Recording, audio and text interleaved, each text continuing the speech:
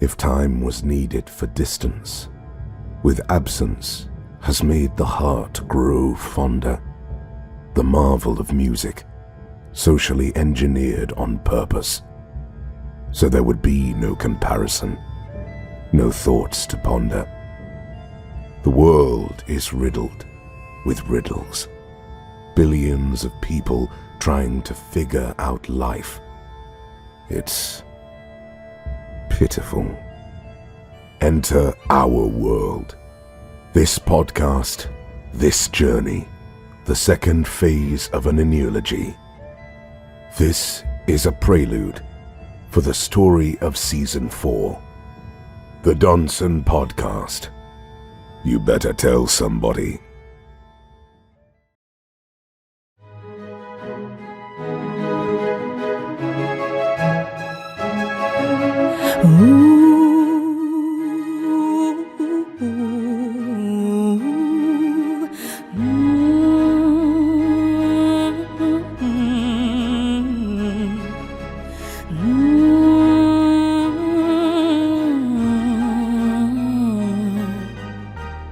Donesonians, the freedom of creativity has arrived.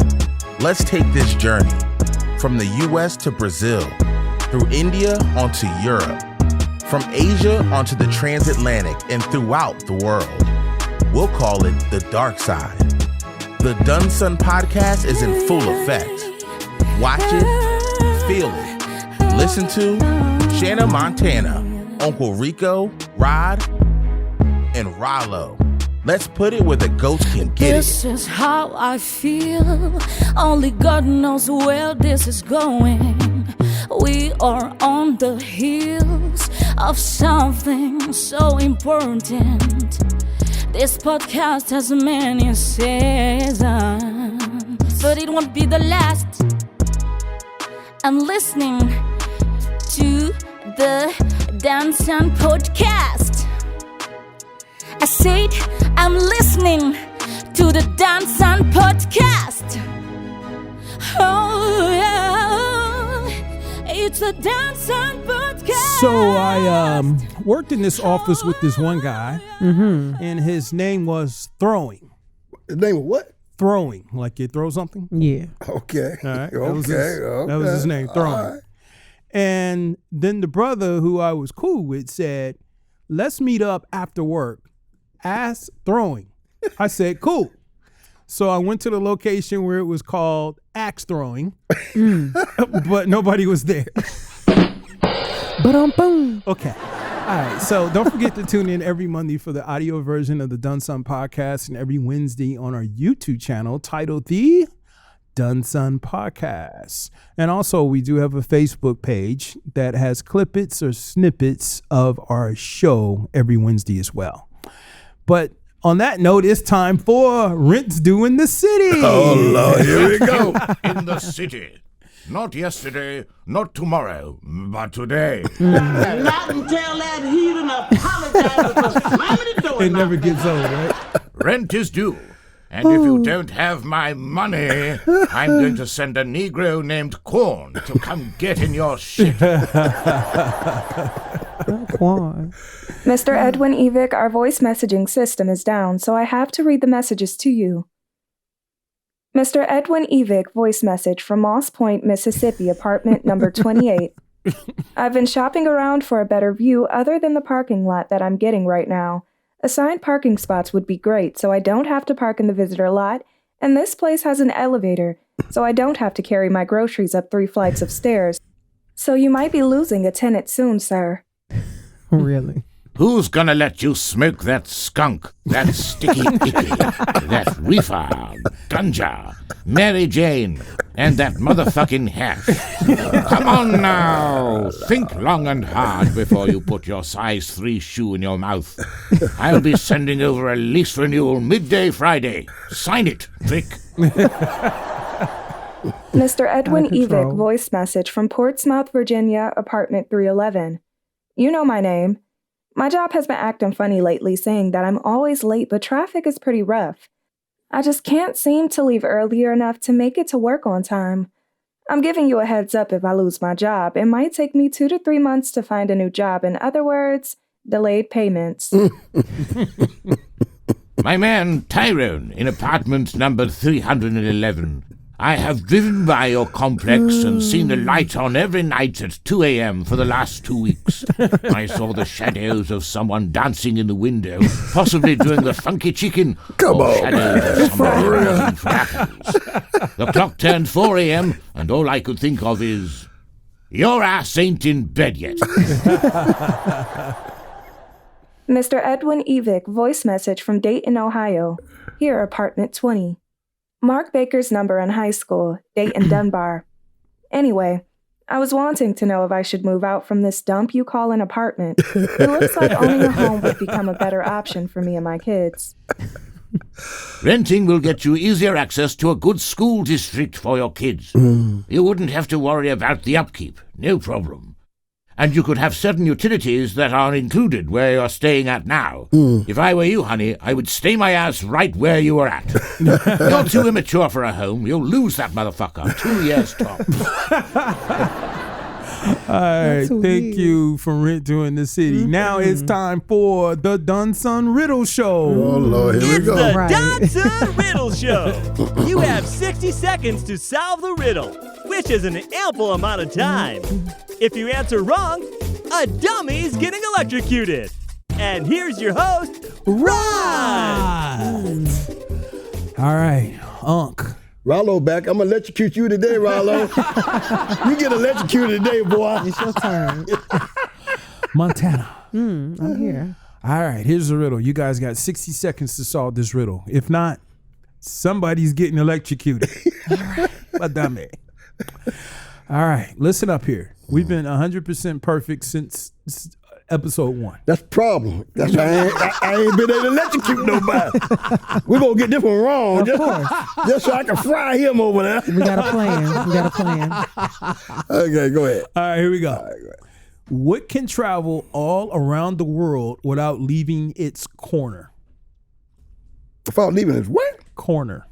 Think long and hard. Now, we've gotten this right every episode. Think about it. And if you need a hint, let me know. Let me repeat it one more time. What, you got it, huh? I'm listening. Go ahead. Go ahead. All right. What can travel all around the world without leaving its corner? You need a hint? The moon. The sun. I know that's a wild guess, so we're not going to count that. Okay, go ahead. Come on. I'm tired. Drop Yeah, the drop her hint. hit. All right. This is the hint. Without saying it, they want to put someone who is in control of the Underground Railroad on it. That's a hint and a half. Stamp. That's right, Montana. That's correct. It's a stamp. We can travel all around the world without leaving its corner. I don't know why I wanted to say like money or something. Like, Oh, my God. but I got it right. You got it right. Why you get it right for? I want to fry him. I want to fry you, Rollo. The Virgo in me. Montana, let's get it. Montana, here they go again. Another later. This is what they wrote. A little oh yeah, a little oh no, and a lot. You gotta be kidding me. Montana is a crazy. Even though I'm feeling sad, it's only one day. I turn into you, it makes my day. I'm watching your YouTube on a Wednesday, listening this letter so funny. Oh yeah, oh yeah, oh yeah, oh yeah. All right. So today's letter is titled Confidence. And Hey. what? No, it ain't. Is it? Don't tell me it's anonymous again. You already know. Man, these folks keep hiding from me. Why they hiding from? This is the world we live in. Yeah, the world we live in. Got a lot of internet gangsters, you know, they write Anonymous. Always want to be anonymous. They'll give their advice, but they are millennial between the ages of 26 to 41. That's why. Don't do that. And they are from Baton Rouge, Louisiana. All right, so let's see what this Southern charm has to say. So confidence says, friends are truly one of the biggest blessings life has to offer. I have been lucky enough to encounter people throughout my life that have become family. They've been a great influence in the person that I am today, and they have helped me overcome obstacles I once thought I could never defeat on my own. Therefore, it is heartbreaking to think that someone you have known for so long and who has seen you at your darkest and brightest moments won't be there for the long run. However, I have come to accept the fact that people drift apart, not because you no longer care for each other, but because we as humans constantly evolving. We are all individuals with different interests and paths to follow, and oftentimes those interests and paths do not cross with your own. Outgrowing a close friendship does not equal outgrowing the love and memories you built with that person. Outgrowing a close friend is simply an inevitable factor of human experience. And please remember, just because you have known someone for a long time, it does not secure them a spot in for the rest of your life. True that. And they stop right there. But they just want to tell us this? Okay. They really ask a question. So what are they looking for? I don't know. We will let Rod decide.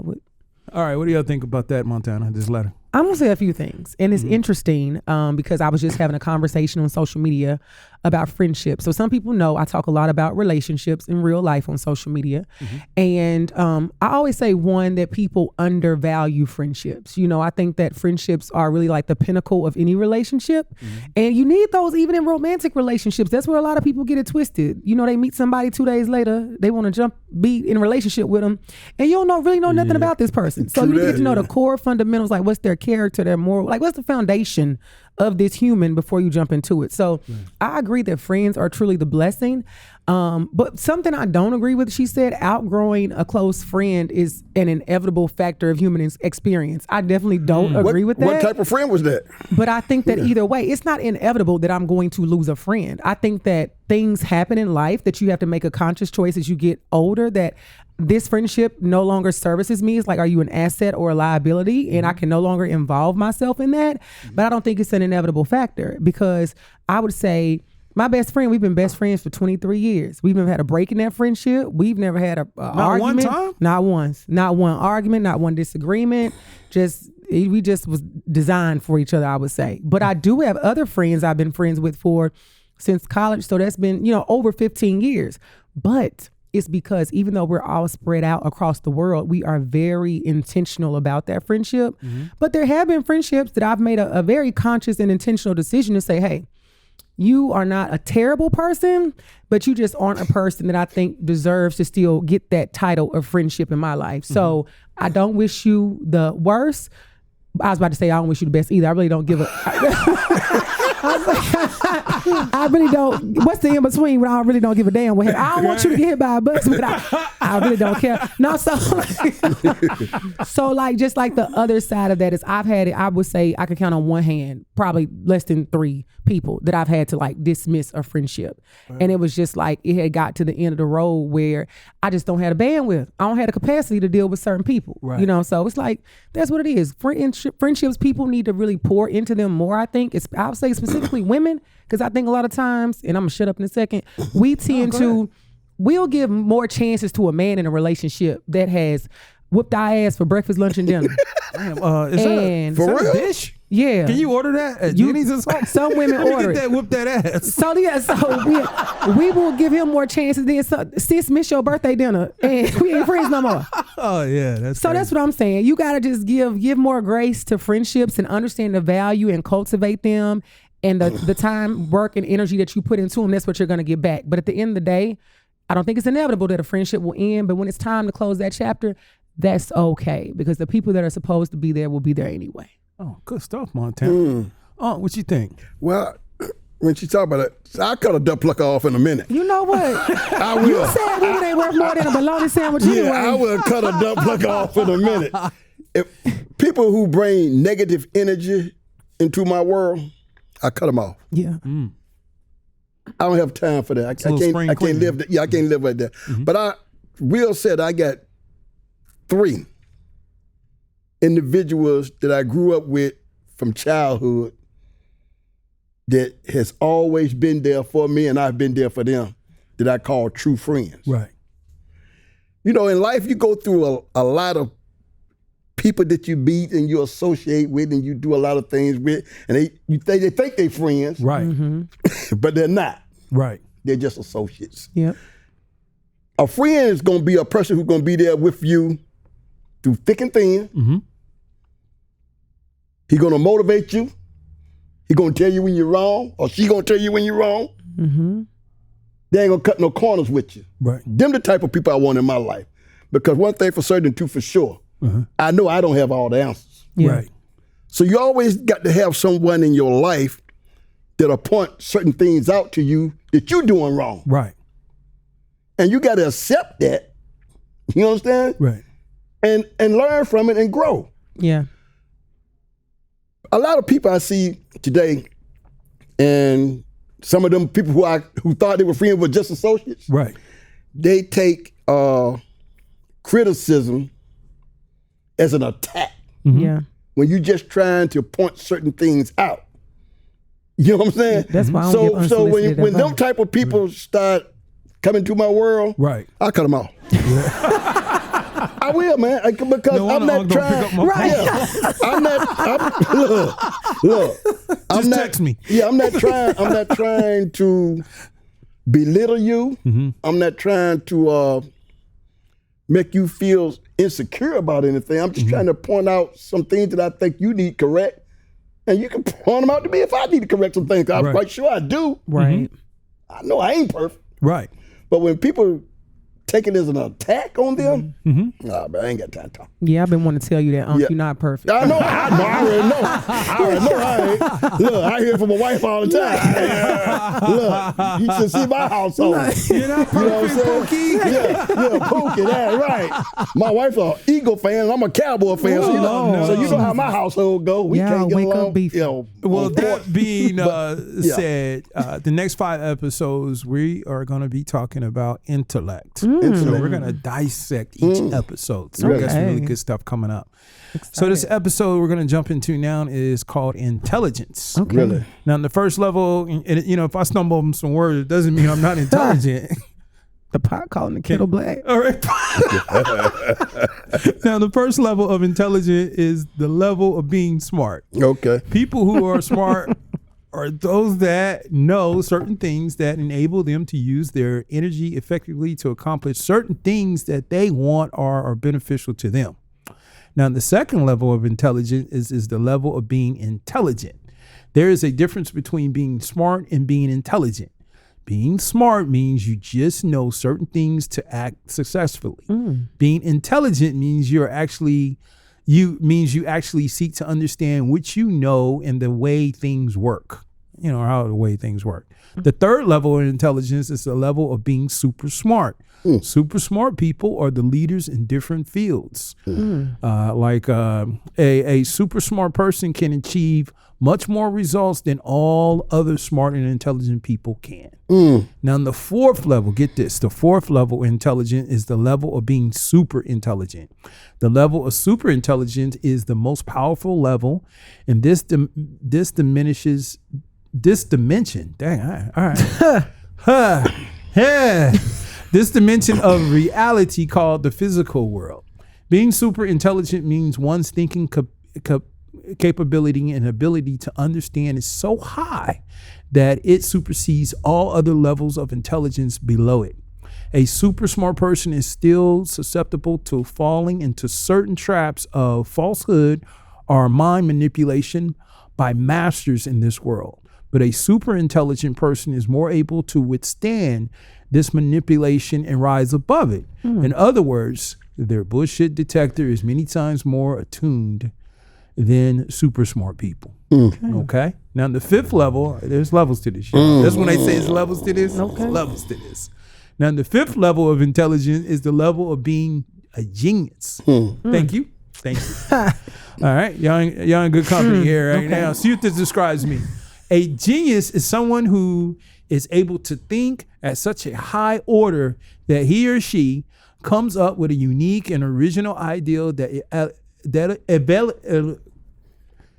Get it right now. You keep proving our point. So that ain't you. Let me take another Yeah, shot at that. Yeah, take another shot All at right. it. Okay. Comes up with a unique and original ideal that elevates the thinking of humanity to the next level. Some people are greatest inventors, artists, musicians, scientists, and philosophers. Okay? Now, the sixth level of intelligent, this may be me, right?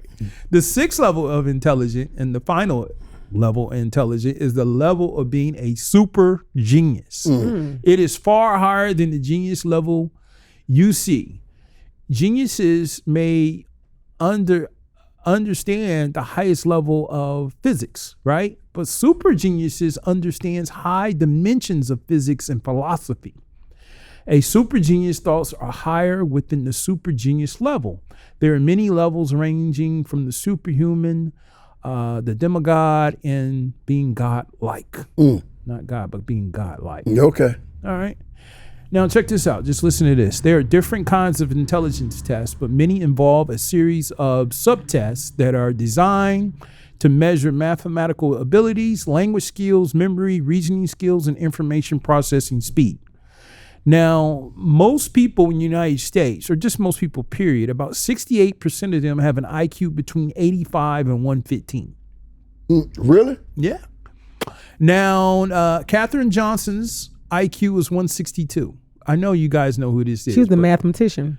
Was it her? For NASA. That's right, Yeah. Montana. That's right. Yeah. Now, Mary Jackson and Dorothy Vaughan, who faced discrimination, racism, and segregation, but they're vital in preparing astronauts John Glenn mission around the globe. The three women were mathematical masterminds who helped make history. Another genius, William Sidis, from 1898 to 1944. His IQ, guess what his IQ was? 300. That's insane. All right. Now, when William, they call him Billy, was barely 3 years old, the story goes, he taught himself a language, Latin. By the time he was 6, he had added Russian, French, German, Hebrew, and Turkish to his lengthy linguistic resume. Right. Billy, who toted a volume of Shakespeare with him when he entered first grade, graduated from primary school in 7 months. Between the ages of 6 and 8, he wrote at least 4 books. And at 8, he passed both the Harvard Medical School anatomy exam and the entrance exam to get into the Massachusetts Institute of Technology. Wow. His IQ was thought to be 50 to 100 points higher than Albert Einstein. He finished the 4 years of high school in 6 weeks. The press began to notice in 1909, he entered Harvard at the age of 11 years old. Okay. Look that up, y'all. I'm no joke. No. That just doesn't sound safe. No, you An 11-year-old at college? They just didn't feed him any greasy food. That's what it was. Yeah, no Popeyes tonight. Right. All right, so check this out. Let's go over some IQ scores of some famous people. Okay. Abraham Lincoln, President of the United States, 128. Bill Gates, CEO of Microsoft, 160. Bobby Fischer, chess player, right? 187. Sir Isaac Newton, scientist, he was from England, 190. George Washington, the President of the United States, the first President of the United States, 118. Albert Einstein, physicist, 160. Elon Musk, 155. Elvis, bottom out. 88. I already know that was gonna bottom out. I already know that was finna bottom out. Kanye West? Oh, God. Man, don't talk about this duck plucker. 115. Man, no. Don't get started. Kylie Jenner, 119. Now, we got some smart people on this panel, right? This is true. I'm just gonna ask each one of y'all to take this little sample test. Okay. If you don't get it right, there's a category you may fall into. Okay. All right. Who wants to go first? You want to go first? You said you want to go first. Come on, what is it? Okay. If you need a hint, we'll tell you. Okay. Be careful with this. All right. Which number should come next in this pattern? Check this out. 37, 34, 31, 28. 37. 25 should be. What you said? 34. Would you say, Montana? Did you whisper something? Yeah. No, I didn't. Yeah, I'm telling you, I'm doing my math right now. 37. 37. 34. 34. 31. 28. 31. Yeah, 25. You going by You're 3? right. You're going right. by 3? I'm trying to do the math. Yeah, okay, 3. You're a genius. 3. No, I ain't no genius. Okay. But I ain't like Kanye West, that's for sure. Because that dump plucker just cost himself billions of dollars a day. You hear that stupid dump plucker say? Yeah. All right, check this out, Montana. All right. Okay, we listening. Find the answer that best completes the analogy. Book is to reading as fork is to, let me give you Eating. 4 options. Yeah, how'd you know? Don't play with me, Rod. See? He acting like we dummies up here, right? I mean, y'all might be geniuses. We ain't like Rollo. Rollo said don't come for me either. Good job. Ask Rollo. Ask Rollo. You know, I said that I'm going to ask y'all the ones that I didn't know. So that's great. Okay, I couldn't figure those 2 out. All right. I was like, I don't want to be the only one. Really? All right. Now, this is a different twist on intellect, right? Mm-hmm. All right. Have you ever heard the thought of you act white? Yeah. All right. Mm-hmm. Now, the acting white theory, the ideal that African American kids underachieve academically because they and their peers associate being smart with acting white, and because they're afraid they'll be shunned. Mm-hmm. That's stupid. Well, check this out. But it wasn't really until high school that I started getting labeled as a white black man, because I spoke proper English. I did well in school. Instead, it leads to the phrase "you act white." It's frustrating that even in my daughter's generation, she's 19 now. Several people called her the whitest black girl they know. She's like, because she talks proper, or because she skis, or because she snowboards. And they called her Oreo cookie. Black on the outside, white on the inside. Sometimes it's Because she want to be intelligent. Yeah. What do you think about that? I think it's stupid. Why you want to take a person and dumb them down if they're intelligent? Right. I would never fall into that trap. Come on, man. You trying. It just goes back to just the mindset that was portrayed over us, like even from slavery, for us to think that if we spoke a certain way or did certain things that, when certain neighborhoods growing up in black environments, it was just 2 different worlds. We know all the racial disparities we've seen. So if you went somewhere, and you spoke proper English, or you dressed a certain way, or you listened to certain music, I dealt with that a lot in high school to say, like you trying to be white. Yeah, you talk white or you dress white, man, and you know me. Somebody told you that? All the time. It's literally funny that this is said, because even my best friends, all my friends would be like, Shaana is literally what the woman said, the whitest black girl I have ever met. I never thought that about you, but that was in high school though, right? That was in high school, but even now, because of I love Britney Spears. Wait a minute. I really do. I like to listen, I would say, to white artists. Did you say that to get a job? Nah. Okay. I show up as my full self, but they love it. But it's because of certain things, whether you listen to certain things, you wear certain things.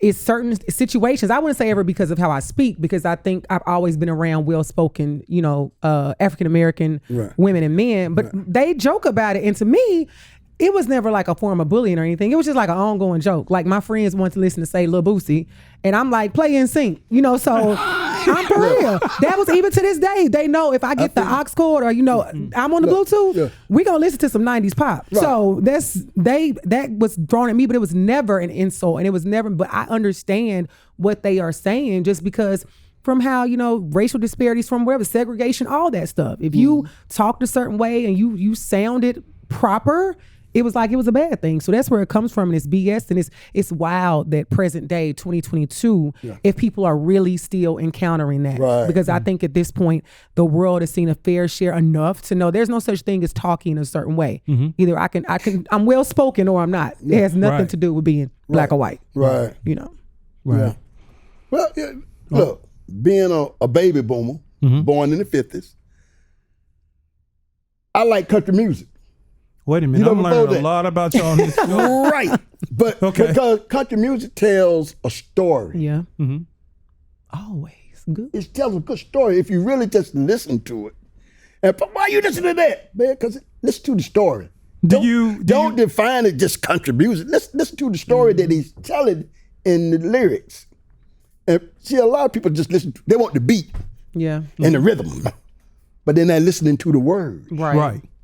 And it also goes to you follow what I'm saying? The propaganda too, if you think about what Unc is saying, because if something's advertised, we know living in Music City, that is mainly advertised that really only of the Caucasian race are country singers.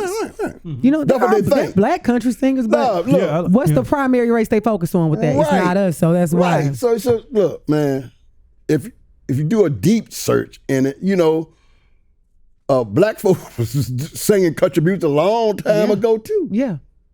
You got to listen to the message, man, what's being said. Don't get caught up in the beat and the rhythm all the time. Right. Propaganda. Listen to the story that's being told, and you can learn something. That's true. But you know, it's so stereotyped, and people just man, get away from me with that. That's why I say I cut a double off in a minute. I cut them off in a minute, dude. Yeah. All right, y'all check this out. Yeah. African Americans in communities where I've worked, there's been notion of acting white, which sometimes is overstated, but there's an element of truth to it where, okay, if boys are reading too much, then why are you doing that? Or why are you speaking so properly? Mm-hmm. What I just said. And what's wrong with it? The notion that there's some authentic way of being black. If you're going to be black, you have to act a certain way and wear a certain kind of clothes. Mm-hmm. That that has to go. Yeah, you got to go. I stand with you, Obama, on that one. Definitely. Thank you for tuning in to the Doneson podcast. The Doneson, it's a Doneson podcast.